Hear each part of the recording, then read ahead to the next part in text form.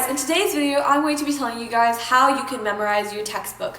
This video is super important because these strategies have actually helped me synthesize a very big textbook. It was pages, but it was quite content heavy. Like, there were a lot of new concepts that I've never heard of before, never understood before, probably like 30 question answers in the back, and I did each one of them, and I also memorized each one of them. And my memory definitely put me over an edge because I memorized that information and I stored it into my long-term memory and didn't just vomit it out on the test. So now if the teacher asks a question in class about something that we learned last year, I still remember it because I stored it into my long-term memory. But I'm also going to be sharing new ones because recently I realized that some textbooks can be super long, okay? Pages wasn't that big, but these textbooks are like 300 pages, they're super long.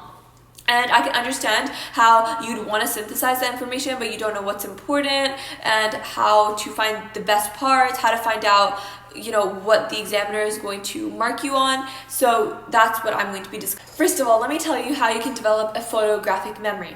When you have your textbook, you need to visualize it not as the text, not as a concept, but you have to visualize it with the layout of the page. When you think about, what was on that page, don't think about what was written on that page or what the concepts were. If you want to develop a photographic memory, you need to train your mind to memorize the font of the page, the layout of the page, what diagrams are on the page, and slowly and gradually, when you do this enough times and memorize it like this, then you'll develop a photographic memory and you won't remember things for what they connected with what you already know.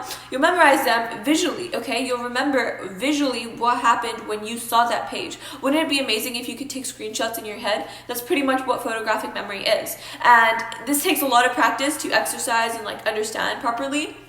But once you get it right, it's just so incredibly helpful when you have a test. All you have to do is think about it. Okay, page 6, that was the layout, that was the font, that was the diagram. Okay, let me answer it like this, because all the questions on the test come from your textbook. This is why this video is so important. Now, something that will really help you is a whiteboard. Now, I recently purchased a whiteboard and my mom hung it up on the wall.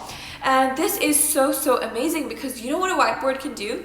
A whiteboard allows you that you can take your textbook in the front and you can pretend that you're the teacher explaining it to the class. You can pretend that you're the teacher who's doing all of the work to try to synthesize all this information. And you can start understanding that, hey, this is how I should memorize this information, because you're explaining it to someone else. You're explaining it to yourself because you're not really explaining it to someone else, but you're explaining it to yourself because you have to put the words into a simple form. And when you do this, you're doing the Feynman technique. And the best way to do the Feynman technique is from employing visualization strategies, the Feynman technique, and doodling. And all of these things can happen from the whiteboard. So if you want to purchase a whiteboard, I have a link in my description for the whiteboard that I got. It's super affordable and it will really help you make mind maps and all of that kind of thing. Now that you have your whiteboard, let's talk about the second technique is going to be changing chunks of text into questions. This may seem simple at first, but trust me, it's not that simple. Okay? How do you change the chunks of text into questions? Okay, let's take an example. This paragraph is about the different types of cells. To change this paragraph into chunks of text, we need to read over it first. Ask yourself these questions while reading the text. What did you notice? What are the core ideas? What question would someone ask me in order for me to give them this response? Make question and answers and memorize the answers instead of memorizing the text from the textbook.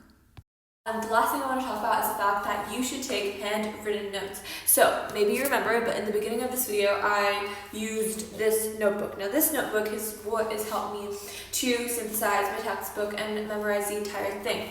What I've done in this notebook is I wrote down all of the essential parts that I did not get, because when I was doing the question and answers and I was doing the flashcards, there were certain things that I took a lot of time to memorize. I didn't understand that well, and when I didn't understand it that well, what I did was I wrote it again and again in my notebook. I covered up the question and I asked it to myself, and I covered up the book, and then I wrote the answers again and again. And once I wrote the answers again and again, I highlighted and focused on my weak points. And that's what we should be doing always. We shouldn't be focusing equally on everything. we should be focusing on our weak points especially, because those points are what we need to focus on. Because if you just constantly give the same amount of energy to everything, you're wasting your energy. You already have memorized some things, you haven't memorized others. Focus on your weak points. And when you're focusing on your weak points, write them down in a notebook. Handwritten notes are especially good for this.